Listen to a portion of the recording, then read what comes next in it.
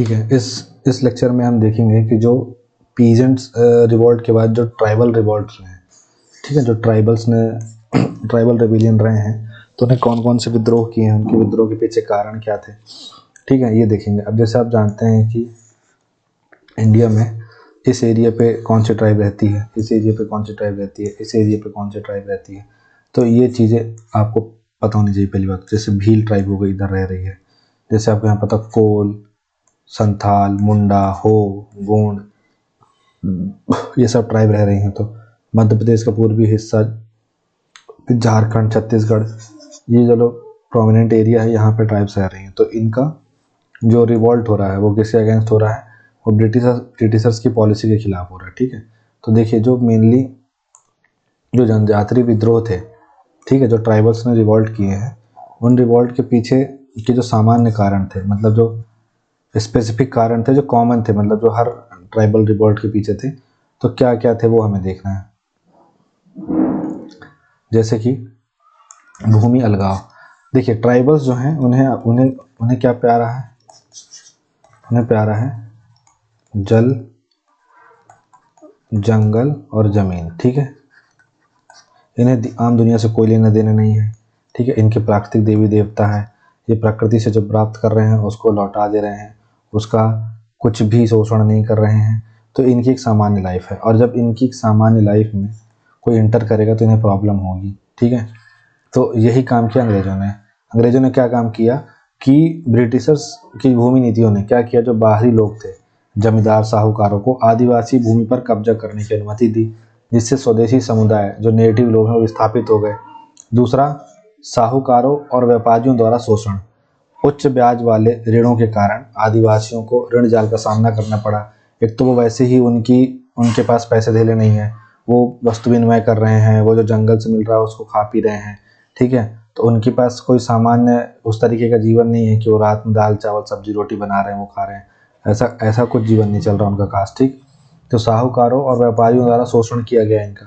फिर तीसरा, दमनकारी वन नीतियाँ। अब जैसे मान लीजिए कि ये आपका घर है, अब यहाँ पे ऐसा हो जाए कि कोई व्यक्ति आए और बोले कि भाई ये जो तुम्हारा घर है वो मतलब अब उसमें तुम नहीं रह सकते हो, क्योंकि तुम इस तरीके से रहना पड़ेगा, उस तरीके से रहना पड़ेगा, तुम्हें रात में जागना पड़ेगा और सुबह सोना पड़ेगा। तो आप बोलोगे ये कौन सी पॉलिसी है, तो आपके लिए वो पूरी अपोजिंग पॉलिसी होगी। आप कहेंगे भाई इस तरीके से जीवन नहीं चलता है, और ख़ासकर हमारा तो नहीं चलता, आपका चलता होगा।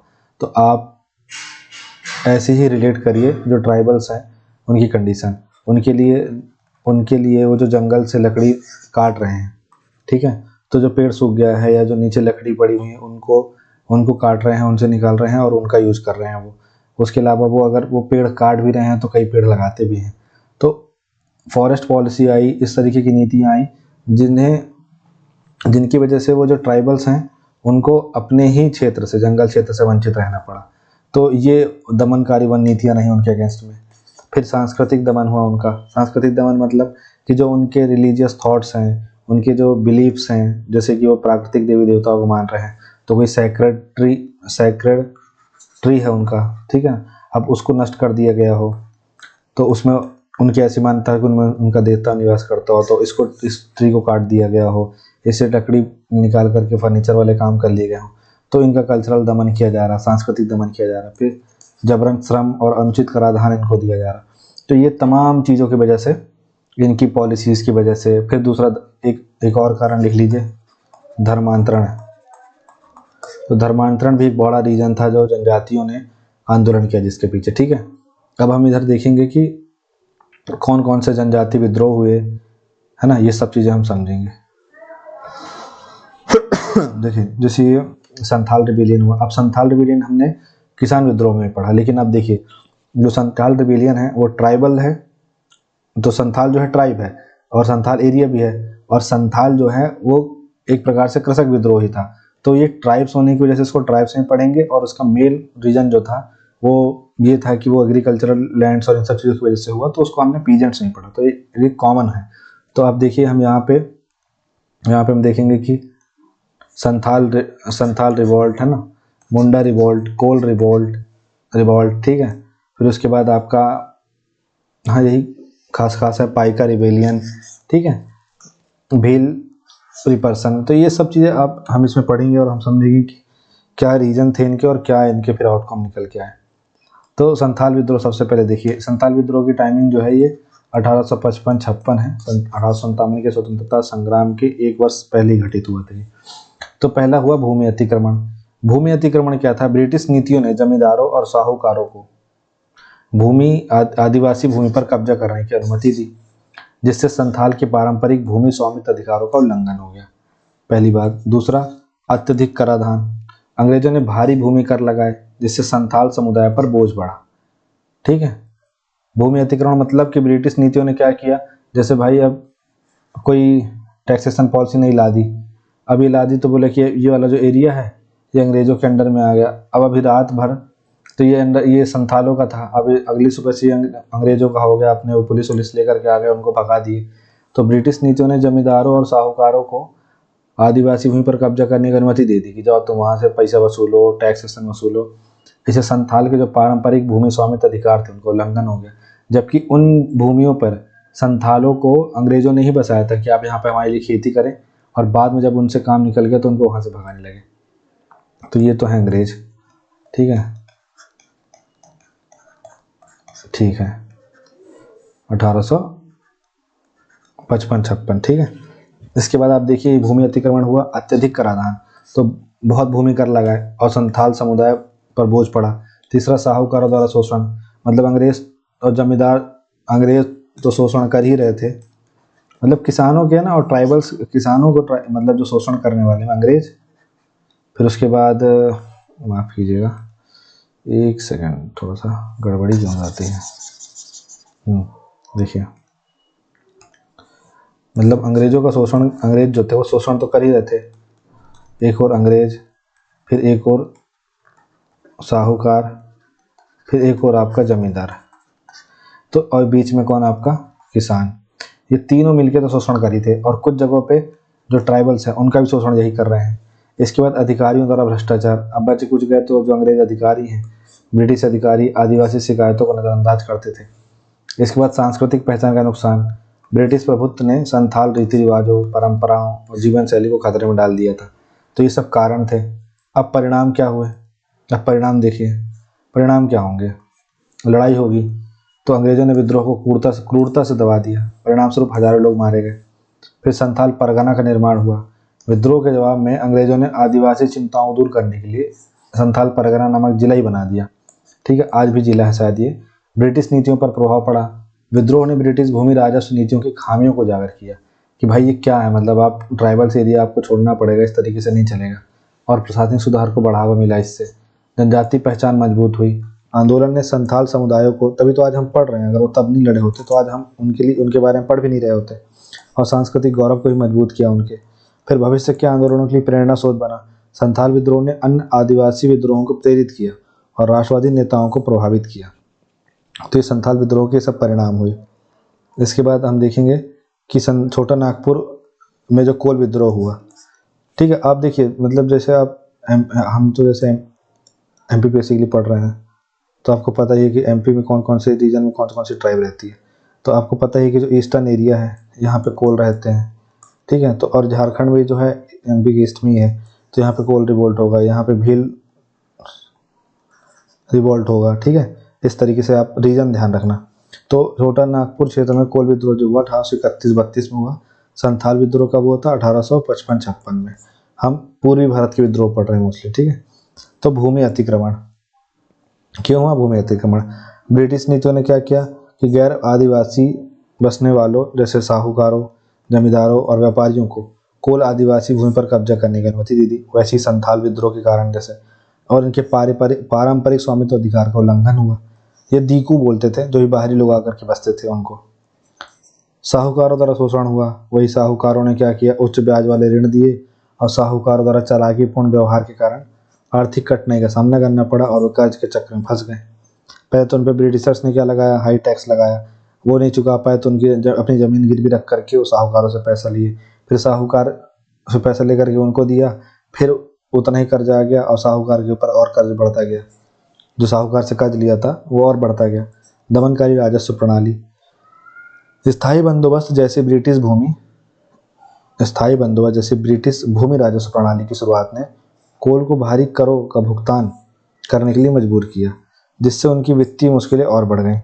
तो हम यहाँ देखेंगे कि दमनकारी राजस्व प्रणाली ने पहले तो उनकी जो ज़मीन उस पर कब्जा कर लिया अंग्रेज़ों ने। दूसरा, उसके बाद जो राजस्व प्रणाली है उनकी वो बहुत दमनकारी, तो आपको पता ही है। फिर साहूकार जो शोषण कर रहे हैं वो तो था ही। फिर प्रशासनिक परिवर्तन, अंग्रेज़ों ने पारंपरिक आदिवासी प्रमुखों की जगह बाहरी लोगों को नियुक्त कर दिया, जिससे स्थानीय शासन में बाधा उत्पन्न हुई और आदिवासी अधिकार कमज़ोर हो गए। फिर उसके बाद सामाजिक और सांस्कृतिक खतरे, गैर आदिवासी बसने वालों के आने से सांस्कृतिक परिवर्तन हुए, जिससे कोल की पारंपरिक जीवन शैली और सामाजिक संरचना को खतरा पैदा हुआ, जिससे व्यापक रूप से आक्रोश फैल गए। ये हमें ध्यान रखना है, ठीक। फिर आप देखिए मुंडा विद्रोह के क्या कारण थे। तो हमने वो देख लिया, क्या छोटा नागपुर क्षेत्र में जो कोल विद्रोह का कारण क्या था। तो मोस्टली यहाँ पे कारण ध्यान रखिए और रीजन ध्यान रखिए। वैसे मुंडा विद्रोह जो है उसके क्या कारण थे। तो पहला वही भूमि अलगाव, कि भाई ब्रिटिश नीतियों ने क्या किया, जो बाहरी लोग थे उनको बसाना शुरू कर दिया। और यहाँ पे एक वो पद्धति चलती थी जो बिरसा मुंडा के समय पे, उसका भी अंग्रेज़ों ने क्या कर दिया, उस नीति का भी उल्लंघन किया अंग्रेज़ों ने। फिर क्या क्या जबरन श्रम करवाया, मतलब बेगारी वाला काम करवाया। तो मुंडा जो है जमींदारों और ब्रिटिश अधिकारियों के अधीन शोषणकारी जबरन श्रम प्रथाओं के अधीन थे। उसके बाद धार्मिक और सांस्कृतिक खतरे, मिशनरी गतिविधियों और सांस्कृतिक हस्तक्षेप ने मुंडा की पारंपरिक जीवन शैली को खतरे में डाल दिया। ये खूंट कटिया पद्धति कुछ थी, ठीक है ना। इसका भी अंग्रेज़ों ने क्या कहना चाहिए, इसको भी अंग्रेज़ों ने ख़त्म कर दिया था। इसकी वजह से भी विद्रोह में जो पनपा था। फिर आर्थिक शोषण, भारी कराधान, बढ़ते कर्ज, अनुचित व्यापार प्रथाओं ने मुंडा समुदाय के लिए आर्थिक कठिनाइयों को और बढ़ा दिया। फिर इसमें बिरसा मुंडा का नेतृत्व हुआ। बिरसा मुंडा के करस्माई नेतृत्व, जिसमें आध्यात्मिक मार्गदर्शन, आदिवासी एकता का आह्वान शामिल था, इसने व्यापक प्रतिरोध को प्रेरित किया। तो ये मुंडा विद्रोह, ये सब कारण थे। वही अंग्रेज़ों की जितनी पॉलिसी अंग्रेज़ों की, वो सब आप यहाँ डाल दीजिए और कुछ नहीं। जबरन श्रम प्रथाओं का अंत हुआ इसकी वजह से, मतलब ये विद्रोह की वजह से। फिर छोटा नागपुर काश्तकारी एक्ट आया 1908 में। इस कानून ने आदिवासी भूमि को गैर आदिवासियों को हस्तांतरित करने पर बैन लगा दिया, जिससे मुंडा भूमि अधिकारों की रक्षा हुई। आज भी देखिए, अगर कोई शेड्यूल ट्राइब की ज़मीन है तो वो ट्रांसफ़र नहीं हो सकती किसी जनरल पे, ओबीसी पे, इवन दो एससी पर भी। वो एसटी टू एसटी ट्रांसफ़र हो सकती है, पर वो इधर ट्रांसफ़र नहीं हो सकती। आदिवासी जागरूकता में वृद्धि, विद्रोह ने आदिवासी चेतना को जगाया और शोषण के खिलाफ एकता को बढ़ावा दिया। इसके बाद कमज़ोर मिशनरी प्रभाव, आंदोलन ने आदिवासी क्षेत्रों में ईसाई मिशनरियों के प्रभुत्व को कम कर दिया। क्या किया, ठीक, जो मिशनरी प्रभाव था ना वो कम कर दिया। कि एक क्या होता था, अंग्रेज़ों के सॉफ्ट पावर भी यहाँ काम करती रहती थी ना। जो अंग्रेज मिशनरी थे वो भी ये सब काम करते रहते थे कि जो ट्राइब्स हैं उनको बहला फुसला करके अपने तरफ ले आएँ, और फिर जो अंग्रेज़ों की पॉलिसी चल रही है उनका सपोर्ट करते रहें। और बिरसा मुंडा की विरासत, बिरसा मुंडा आदिवासी गौरव और प्रतिरोध के प्रतीक के रूप में उभरे, जिन्होंने स्वतंत्रता आंदोलन पर एक स्थायी प्रभाव छोड़ा। तो ये याद रखना है हमें, 15 नवंबर को बनाया जाता है जी। इनकी जयंती थी शायद, हाँ, बिरसा मुंडा की। तो गौरव दिवस के रूप में मनाया जाता है 15 नवंबर को। इसलिए 15 नवंबर 2000 को, मतलब 15 नवंबर की डेट चुनी गई थी झारखंड के गठन के लिए। 1 तारीख को छत्तीसगढ़, 9 तारीख को उत्तराखंड और 15 तारीख को आपका ये झारखंड। फिर उड़ीसा में पाइका विद्रोह हुआ। पाइका कौन थे, पाइका जो थे, जो जमींदार थे वहाँ पे, उनके लठैत थे। जैसे ऐसे साउथ में पोलीगार विद्रोह हुआ था। तो जो पोलीगार थे वो भी क्या थे, वो लठैत थे किसके, जमींदारों के। तो क्या हुआ कि जो अंग्रेज़ों की दमनकारी नीतियाँ थी, तो 1803 में उड़ीसा पर कब्जा करने के बाद अंग्रेज़ों ने भारी भूमि राजस्व की मांग की, जिससे पाइका पारंपरिक योद्धा वर्ग के लिए वित्तीय संकट पैदा हो गया। दूसरा, शक्ति और विशेषाधिकारों का नुकसान, अंग्रेज़ों ने पाइका के सैन्य विशेषाधिकारों को कम कर दिया और उनकी पैतृक भूमि को जब्त कर लिया, जिससे वे गरीबी में चले गए। ठीक, मतलब इनका पूरा सिस्टम चला आ रहा था और अंग्रेज़ों ने आके 2 मिनट में ध्वस्त कर दिया। फिर आर्थिक कठिनाई, अंग्रेज़ों के व्यापक एकाधिकार ने स्थानीय उद्योगों को नुकसान पहुंचाया, जिससे किसानों और व्यापारियों की आर्थिक स्थिति और खराब हो गई। फिर धार्मिक और सांस्कृतिक असंतोष। अंग्रेजों ने स्थानीय रीति रिवाजों और परंपराओं में हस्तक्षेप किया, जिससे रूढ़िवादी उड़िया समाज नाराज हो गया। तो ये जो तमाम चीज़ें थी, ये पाइका विद्रोह का कारण बनी। इसके बाद पाइका विद्रोह के ब्रिटिश शासन पर कुछ प्रभाव पड़े, जैसे सैन्य सतर्कता में वृद्धि हुई। अंग्रेजों ने भविष्य में विद्रोह को रोकने के लिए सैन्य चौकियों को मजबूत किया, खुफिया नेटवर्क में सुधार किया। वहीं प्रशासनिक सुधार किया कि अंग्रेजों ने स्थानीय आबादी पर कठोर आर्थिक बोझ को कम करने के लिए राजस्व नीतियों में संशोधन किया आपने। वहीं स्थानीय नियंत्रण को मजबूत किया, जिसमें ब्रिटिश अधिकारियों ने सुचारू शासन सुनिश्चित करने के लिए स्थानीय नेताओं के साथ अधिक सक्रियता से काम किया। ठीक है। वहीं कठोर दंड की व्यवस्था करी। जो मतलब विद्रोह के जो नेताओं थे, उनको गंभीर दमन का सामना करना पड़ा, जिसमें बख्शी जगबंधु को निर्वासित कर दिया गया और कई पाइक को मार डाला गया। मतलब कई पाइका जो थे उनको मार डाला गया। सांस्कृतिक जागृति। विद्रोह ने उड़ीसा में प्रतिरोध की भावना को प्रज्वलित किया, जिसने भविष्य के राष्ट्रवादी आंदोलनों में योगदान दिया। तो इस पाइका रिवॉल्ट को ही बोला जा रहा था कि इसको देश का फर्स्ट रिवॉल्ट घोषित किया जाए 1857 की जगह। ठीक है। इसके बाद जो कॉमन रीजन हमने आपको बता ही दिए थे। फिर पश्चिम भारत में भील विद्रोह हुआ था, क्योंकि पश्चिम भारत में कोई विद्रोह तो होगा नहीं, क्योंकि वहाँ भील ट्राइब रहती है। तो भील विद्रोह हुआ। अब इसके कारण क्या थे? अब वही आर्थिक शोषण, भारी कर, भूमि राजस्व की बढ़ती मांग, ब्रिटिश अधिकारियों द्वारा शोषण, भील जनजातियों की आर्थिक दुर्दशा, ये सब चीज़ें। विस्थापन और भूमि हड़पना। कृषि और राजस्व उद्देश्यों के लिए आदिवासी भूमि पर ब्रिटिशों के कब्जे के कारण भीलों का बड़े पैमाने पर विस्थापन हुआ। आज भी ये हो रहा है। मतलब आज भी जो ट्राइब्स की ज़मीन है, ट्राइब्स का जो शोषण है, वो तो जारी ही है। कठोर प्रशासनिक नीतियाँ। अंग्रेजों ने स्थानीय प्रमुखों के स्थान पर अपने अधिकारियों को नियुक्त किया, जिससे पारंपरिक शासन प्रणाली बाधित हुई। ये सब कारण थे। फिर मतलब ये था ना कि यहाँ पे इनका अपना सिस्टम चलता था, लोकल ट्रेडिशनल सिस्टम, और वहाँ पे अपना एक अधिकारी डाल देंगे तो उनको किसको क्या समझ में आ रहा है, वो उसको रिलेट ही नहीं कर पा रहे। फिर साहूकार तो उत्पीड़न कर ही रहे थे, और सांस्कृतिक और धार्मिक आक्रमण, उनके रीति रिवाजों परंपराओं में हस्तक्षेप कर रहे हैं कि नहीं नहीं तुम प्रकृति पूजा क्यों कर रहे हो, तुम हालेलुया करो। ठीक है। इस तरीके की चीज़ें होने लगी। कुल जमा उनको वही मतलब जैसे वो एक कोट है ना बहुत अच्छा, कि अगर हम मतलब जो वो हुआ है कोलोनियलिज्म है,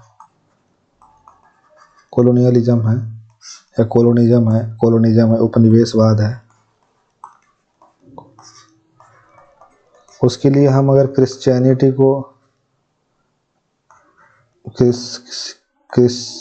जो है अपनी, इसको दोष नहीं दे सकते हैं ना, तो ऐसे ही हमें टेररिज्म के लिए इस्लाम को दोष नहीं देना चाहिए। ऐसा एक कोट है। फिर भील विद्रोह के परिणाम कुछ हुए। तो अंग्रेजों द्वारा दमन किया गया। विद्रोह करोगे तो दमन करेंगे। विद्रोह को कुचलने के लिए कड़ी सैन्य कार्रवाई कर दी इन्होंने, और भीलों को भारी नुकसान उठाना पड़ा। सख्त ब्रिटिश नियंत्रण। विद्रोह के बाद ब्रिटिश अधिकारियों ने आदिवासी गतियों पर कड़ी निगरानी लगा दी। सामाजिक और आर्थिक प्रभाव पड़े। विद्रोह ने आदिवासी समुदायों की शिकायतों को उजागर किया, जिसने बाद के आदिवासी आंदोलनों को प्रभावित किया। नेताओं का उदय हुआ। गोविंद गुरु जैसे स्थानीय भील नेता उभरे, जिससे आदिवासी एकता मजबूत हुई। आंशिक सुधार हुआ। अशांति को कम करने के लिए ब्रिटिश अधिकारियों ने आदिवासी चिंताओं को दूर करने के लिए सीमित भूमि सुधार पेश किए। तो ये भील विद्रोह के मतलब विद्रोह के परिणाम तो होते थे, काम तो आता था। फिर कुमायूं विद्रोह है, जैसे आप देखेंगे जो ये उत्तराखंड है अपना, ठीक है, उत्तराखंड ऐसे कुछ शेप में है। तो उत्तराखंड में दो रीजन है। ये रीजन कहलाता है गढ़वाल, ये रीजन आपको कहलाता है कुमायूं। वर्तमान में कुल 13 जिले हैं उत्तराखंड में। ठीक है। और ये 2 उसके जोन है, संभाग हैं। तो जो कुमायूं है ये दक्षिणी उत्तराखंड का हिस्सा कहलाता है। तो यहाँ पे 1815-16 में कुमायूं विद्रोह हुआ। इसके कारण क्या थे? तो कारण वही कठोर कराधान, भूमि राजस्व कर लगाया, स्थानीय आबादी पर बोझ पड़ा, दमनकारी भूमि नीतियाँ, पारंपरिक भूमि स्वामित्व प्रणाली को बाधित किया, और आक्रोश पैदा हुआ। जबरन श्रम करा रहे हैं, बेगार प्रथा, कुमायूनी लोगों का शोषण हुआ, स्थानीय परंपराओं की अवहेलना करी, कुमायूं क्षेत्र के निवासियों के रीति रिवाजों और अधिकारों की अनदेखी करी इन्होंने। फिर आर्थिक शोषण, वन संसाधनों का दोहन किया, कृषि का व्यवसायीकरण किया, स्थानीय आजीविका प्रभावित हुई। तो ये सब कुमायूं विद्रोह के कारण थे। परिणाम क्या हुए? अंग्रेजों ने सैन्य बल से विद्रोह को कुचल दिया। ब्रिटिश नियंत्रण वृद्धि हुई। अंग्रेजों ने स्थानीय प्राधिकरण पर अंकुश लगाते हुए अपनी प्रशासनिक पकड़ जो है उसको और मजबूत कर दिया। आर्थिक कठिनाई हुई। विद्रोह की विफलता के कारण क्षेत्र में आर्थिक गिरावट आई। सांस्कृतिक पहचान का दमन हुआ। ब्रिटिश नीतियों ने कुमायूनी रीति रिवाजों और परंपराओं को तेजी से हाशिए पर धकेल दिया। इसके बाद क्षेत्रीय जागरूकता का उदय। विद्रोह ने क्षेत्र में भविष्य के प्रतिरोध और आंदोलनों के लिए बीज बोए। तो ये सब परिणाम थे जो मतलब ये इनको तो झेलना ही पड़ता था कुछ, लेकिन आगे के लिए फायदा भी होता था।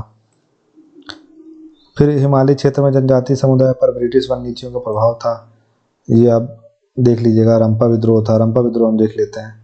ये आपने अगर वो मूवी देखी होगी क्या, RRR, तो ये उसी पर ही बेस्ड है मान लीजिए।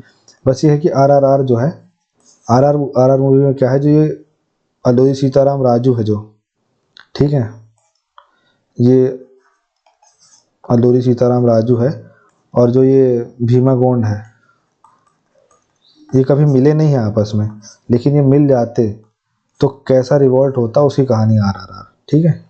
तो ये एक मतलब काल्पनिक घटना से प्रभावित चीज़ है, मतलब एक रियल घटना से काल्पनिक घटना बनाई गई है कि अगर ऐसा होता तो क्या होता। जैसे अगर हम मान लीजिए रावण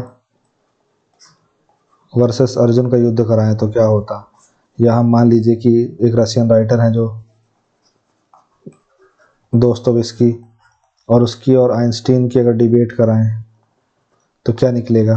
तो इस तरीके से एक इमेजिनरी चीज़ है वो। दमनकारी वन कानून, ये कारण था। ब्रिटिश वन नीतियों ने आदिवासियों की वनों तक पहुंच को प्रतिबंधित कर दिया। मतलब सूखी लकड़ी तक ले जा रहे हैं तो उन्हें मतलब जेल कर दे रहे हैं। ब्रिटिश अधिकारियों द्वारा शोषण किया जा रहा है। आदिवासी समूहों को ब्रिटिश अधिकारियों द्वारा जबरन वसूली, जबरन मजदूरी और दुर्व्यवहार का सामना करना पड़ा। वहीं आर्थिक संकट, भारी कर लगा रहे हैं, भूमि को नुकसान पहुंचा रहे हैं। उसके बाद सांस्कृतिक आक्रमण कर रहे हैं, रीति रिवाजों और सामाजिक व्यवस्था में ब्रिटिश हस्तक्षेप कर रहे हैं। इसके बाद इनका नेतृत्व देखने का मिलेगा आपको। न्याय और भूमि अधिकारों का वादा करके आदिवासी आबादी को संगठित किया। तो ये सब रंपा विद्रोह के कारण बनते हैं। और फिर परिणाम निकल के आता है कि अंग्रेजों द्वारा दमन किया जाता है इनका, और अल्लूरी सीताराम राजू को पकड़कर मार दिया जाता है। और दमन और बढ़ता है। अंग्रेजों ने भविष्य में विद्रोह को रोकने के लिए इस क्षेत्र पर अपना नियंत्रण कड़ा कर दिया। आदिवासी समुदायों को गरीब और भूमिहीनता का सामना करना पड़ा। अल्लूरी सीताराम राजू आंध्र प्रदेश में लोक नायक और प्रतिरोध का प्रतीक बन गए, और रंपा विद्रोह ने बाद के स्वतंत्रता आंदोलनों में जनजातीय भागीदारी को प्रेरित किया। तो ये मतलब ये जो है महत्व था इस, मतलब ये परिणाम निकला रंपा विद्रोह का। तो जैसे कि आपने देखा कि इस पूरे वीडियो में हमने देखा कि कैसे जो मतलब विद्रोह थे भारत में किसानों के, है ना, उनके पीछे सामान्य कुछ कारण थे। और उसके बाद जो जितने भी हमने विद्रोह देखे, उन विद्रोह के अपने भी कुछ व्यक्तिगत कारण थे, ठीक है। और उसके बाद इन सब चीज़ों को समझने के बाद हम कारण क्या था और प्रभाव क्या था, ये सब चीज़ों को पढ़ा और जाना, तो मुझे लगता है कि टॉपिक क्लियर होगा, है ना। तो thanks for watching this video. Have a nice day. अगले वीडियो में मिलते हैं।